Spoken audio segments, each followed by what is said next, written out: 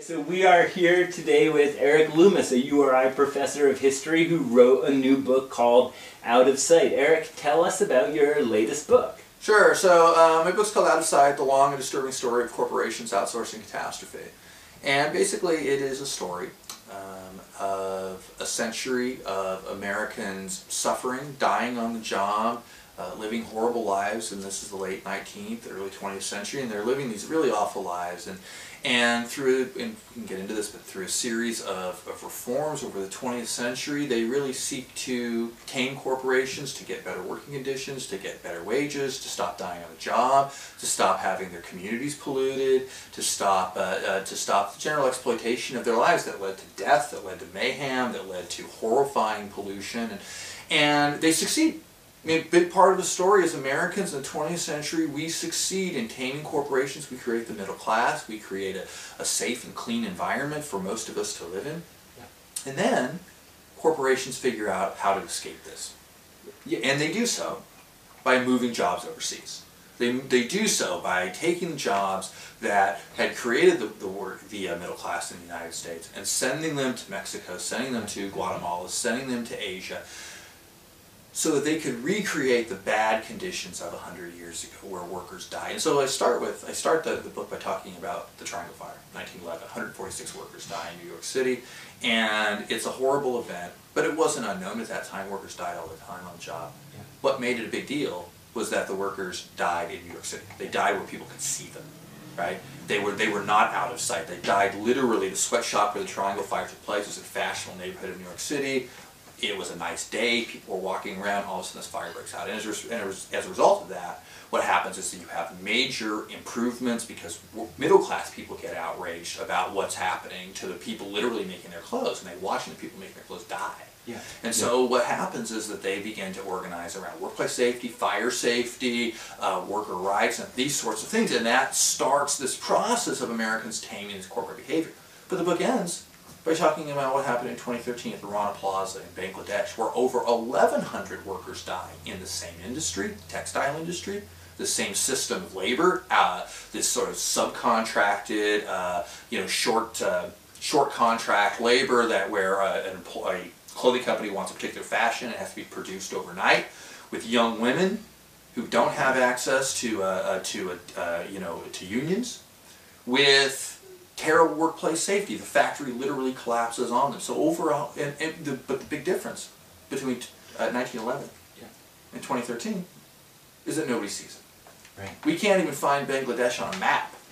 We're not going to see these workers die. It's a story in the newspaper for a couple of days, maybe a couple of weeks, but no more than that. And so it goes on. This is an intentional move by corporations in order to get away from union contracts, get away from environmental regulations, move it overseas. They can recreate the bad old days, undermine the middle class here, increase their profits, and force the burden of global production onto the world's poorest workers who don't have the ability to reach out to the middle class like the workers of Triangle did to improve their lives, at least for those of the survivors. In those two stories, they kind of tell the story of the title of the book, Out of Sight. Tell me why you chose to name your book Out of Sight. Because literally, I mean, that is the corporate goal, right? I mean, when production is in the United States,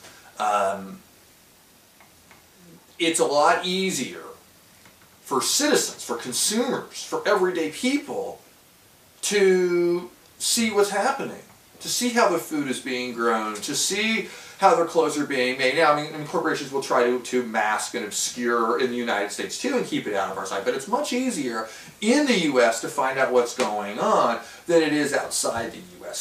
So creating walls of separation between consumers and workers is a corporate goal to increase profit, to force down on a permanent level these very low wages onto workers, to force them into bad working conditions.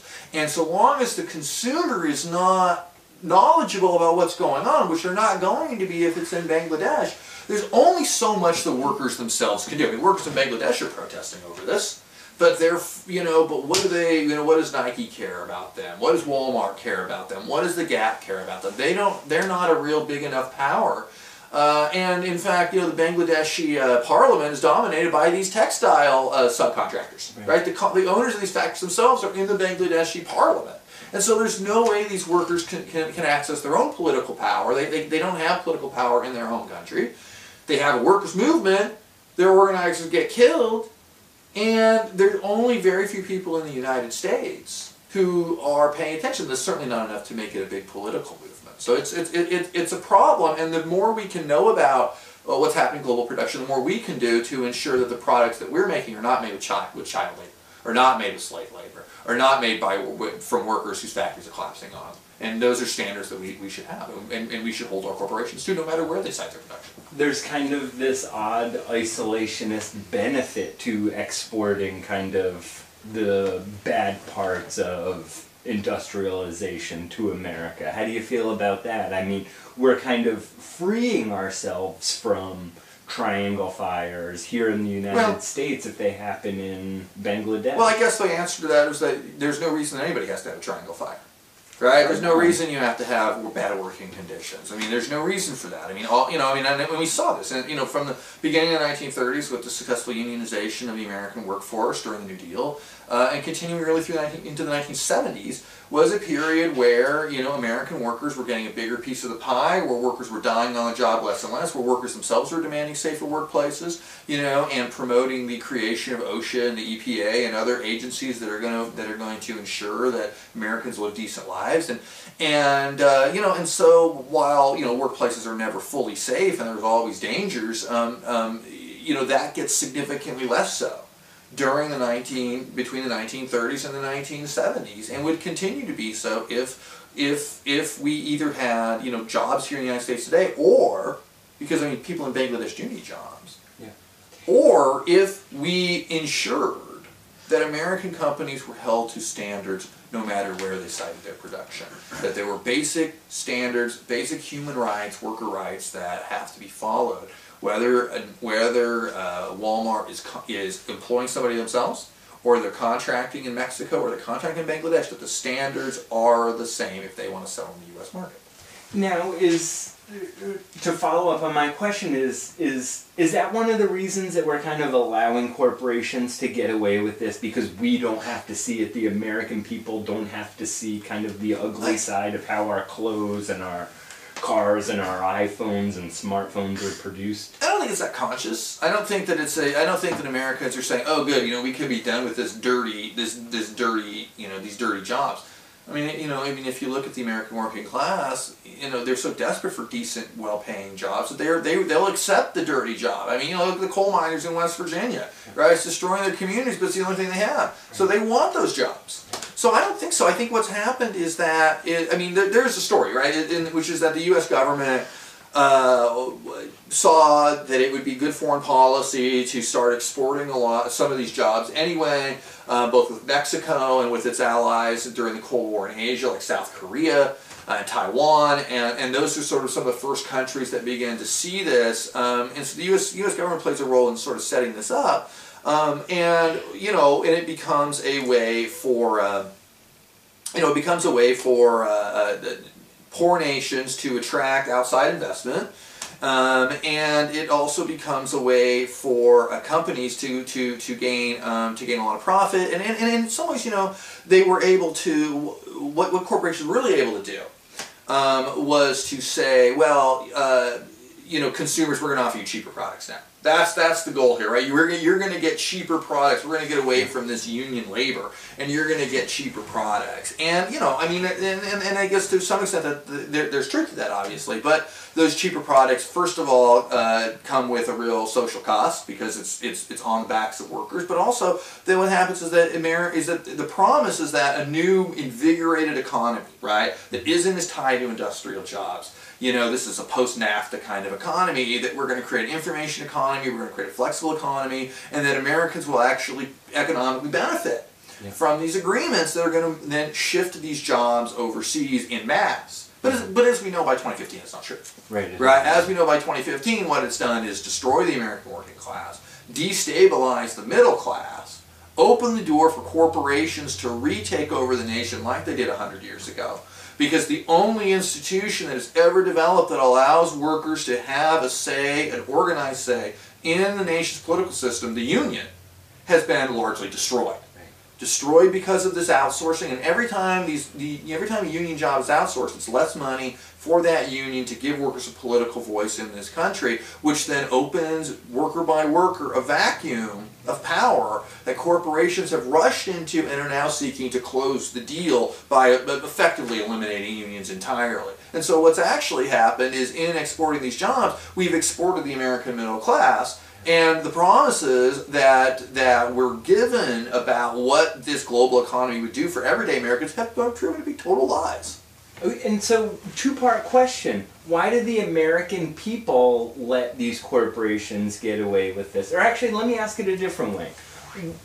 Why do our elected officials let corporations get away with this? Why do the American people let our elected officials let corporations get away with this? I mean, one of the things about the U.S., and this is an important part of it, is the thing about America, is I think that we overstate the power of the central government, of the federal government. Because what's really happening in America is, yes, you have a federal government, in some ways it is powerful, but you have 50 state governments all competing against one another. Right, and that's always been a big part of the problem. So even as far back, I mean, as the 1880s, even as early as the 1880s, you see, for instance, there's a textile manufacturer in Massachusetts. I think it might have been in Worcester, or very near Worcester, and Massachusetts had passed some very minimal law around child labor. This company says, nope, we're out of here. And what they do is they go to Alabama, and they tell Alabama and say, look, if you repeal the law you just passed on child labor, we'll move to Alabama. And they do. And so this is always, so the ability of corporations to play governments off of one another has always been a major problem in the United States. I mean, this is something that, famously there's the 1937 Flint sit-down strike. It's a famous strike, fall labor history. But almost as soon as that happens, GM begins to move a lot of those jobs to plants in Buffalo, right? That they're already looking to shift jobs away, and so this is a big part of the problem. And so it wasn't that hard for corporations to simply say, you know what, we're going to start moving this overseas, especially when the U.S. government thinks it might be good foreign policy if it will make our relationships with Mexico a lot better, a valuable Cold War ally, if we allow some of these jobs to go to Mexico. So it's actually a really complicated answer, and it sort of came up on us as a nation almost overnight. I mean, it was, or just I shouldn't say not overnight, but slowly, slowly over time, it just sort of increased and increased and increased until all of a sudden, American power was, or the power of the working class was no longer there anymore. And I think that another part of it is that, let's face it, not so much here in Rhode Island, but a lot of America's always been anti-union. And so, in a lot of states, the way to political power is to attack unions, and that's especially true in the South, and especially true in the Midwest, and so there's always been a strong sort of set of anti-union politicians in Washington that have certainly been happy to facilitate this too. But the answer is complicated. But it's not so much about letting it, or why, as so much as it just sort of happened without us knowing it, and now we have to deal with the consequences, which are dramatic. You said this kind of happened slowly over time. What were kind of those first building blocks of this globalization that's as early, again, the story told from the 1880s is you can already see those little bits of it developing. 1920s with things like the Triangle Fire. These textile manufacturers are saying, because the workers at Triangle, they're mostly Jewish, they're immigrants, they bring traditions of socialism with them from Europe, and this tradition of socialism these immigrants bring over really invigorates the American labor movement, right? And this scares these manufacturers, and so they start moving to places like North Carolina and Georgia, where you don't have immigrant populations at all. You have traditional conservative white communities that you can hire that are going to be resistant to unionization ideas. Not fully, as it turns out, but it was a successful move to them. And as early as the 30s, they're starting to move some production to Puerto Rico for similar reasons, But the real key moment is the border industrialization project of 1965, where what had happened is Mexico's very poor, and Mexico had a very fraught relationship with the United States for a long, long time. And between 1942 and 1964, Mexico has an agreement with the United States called the Bracero Program, where laborers are going to come up from Mexico and work on temporary contracts in the United States, largely in agriculture, but not entirely. But the Bracero Program didn't work out very well, in part because these workers had no rights. In fact, Mexico had to intervene and would not allow workers to work in Texas because they were treated so poorly in Texas in such terrible conditions that they just wouldn't even allow them to work. And so they canceled in '64, and the new plan in 1965 says rather than export our laborers, let's import some of these jobs. And so they create this border zone along the U.S.-Mexico border that begins to attract things like electronics manufacturers to build just across the border where they still have access to American transportation markets. But the labor is going to be much, much cheaper. And this is really the key moment here. Because, the government's fine with it. It stabilizes relationships with Mexico at a very fraught time when, Cuba has just had a revolution. Che Guevara's out gallivanting around Bolivia. You have revolutionary movements in Central America. And we need, from the perspective of the Johnson administration, who's fighting this Cold War and Hot War in Vietnam, we need stability in Mexico. So for the Johnson administration, great, right? This will make us stronger with Mexico. The corporations are moving down there. They find it very successful because the wages are low. At the same time, the U.S. is creating, new environmental legislation. New workplace safety legislation, OSHA gets created, the EPA gets created, Clean Air Acts are getting passed, and corporations begin to realize, hey, we can start to escape this by taking advantage of this Mexican border industrialization program. And so that's the key moment right there when that really begins. And people will sort of say NAFTA, point at NAFTA, but by the time NAFTA gets passed, this game is far, far into the second half. Yeah. Right. The game is already underway. NAFTA certainly makes it worse. Yeah. But NAFTA is just one more step on that road. The border industrialization project in 1965. That's the big transition, which didn't even get very much attention in the United States at the time because it just didn't seem like a big deal. But as the 70s go on, then we begin to do this in more and more nations. Nations begin to, create trade development zones where they suspend their own labor and environmental laws to attract these, and then you begin to have this global race to the bottom that you created. Not that it has to end in 1,100 workers dying in Bangladesh. It's not inevitable that this happens. It's not inevitable that the American middle class declines. It's not inevitable that the American working class gets crushed. But that's in fact what happens. But there are ways to fix those problems. It sounds to me like the story of your latest book is the story of globalization and what went wrong with it. Yeah, I mean, it's the story of, it's multiple stories, right? It's the story of globalization and how could it be done better, right? I mean, because, the jobs are not all coming back. I mean, it's the idea that we're going to bring all these jobs back. It's not going to happen. Right, we're too far along that road. So I love that your book offers some solutions. Yeah, I mean, the idea is that we have to then, we have to create. Unions always talking about labor solidarity globally. It's really hard to do it. Yeah. Right? I mean, unions aren't very good at having solidarity with each other in the same city, right? Or even different locals. And so it really is hard to create global labor solidarity, especially when you have this mentality, and it's a very understandable mentality, right? That why is this Mexican person stealing my job? Yep. Okay, well, I mean, first of all, the job you have is probably stolen from some other factory that had unionized 30 years earlier, right? So you're just part of a longer story there. Okay, and now it's happening to you. But secondly, it's not the Mexican worker's fault. It's not the Bangladeshi worker's fault. The fault is the corporation, right? But the corporation is able to easily escape that. And so I think that what we have to do, ultimately, is work to think about what has worked in America, right? How did we tame corporations the first time? Okay? How did we create a regulatory structure through labor law, through environmental law, in order to through consumer law, anti-monopoly, all these different legal regimes created in the 20th century that creates the middle class, that forces corporations to act responsibly, that even forces, I mean, every now and then you see somebody quoting some corporate leader from 1955 saying, oh, you know, we totally, you know, we're partners with unions. No, they weren't.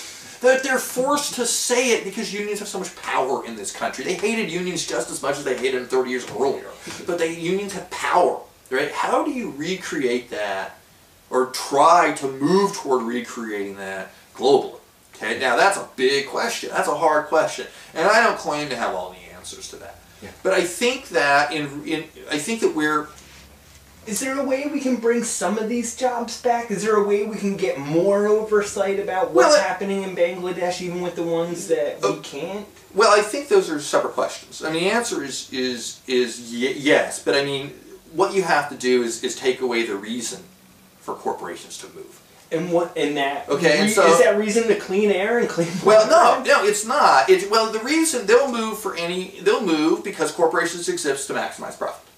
Okay, so anything you're going to do in order that is going to limit their profit is going to be a reason for them to move. Yeah. What this has in fact created is an inability to, you know, so you might make the argument, let's say, that, well, you know, America made its middle class this way, now the jobs are in Bangladesh, now the Bangladeshis are going to make their middle class. But it's not going to happen, because the Bangladeshi workers know if they ask for too much, those companies are just going to move to Indonesia, they're going to move to Cambodia, they're going to move to Vietnam, they're going to go to the next frontier of new global labor, I mean, eventually Africa, right? And, you know, and so what this creates is an inability for any nation to really create a stable middle class, right? And the only way that stable middle class is ultimately going to be created is if jobs can exist for a lengthy period of time. That if a company is going to establish a base or establish a factory in some nation, that there's going to be some kind of commitment there. Now, how do you create that kind of commitment? Well, what you have to do, I think, and this is the way to keep some jobs in the United States while also allowing the potential for Bangladeshi or Vietnamese workers or whatever to create their own middle classes. Yeah. Is that you need to start thinking about how do you take that American regulatory structure, a very workable idea, and how do you start then applying that to American corporations wherever they move?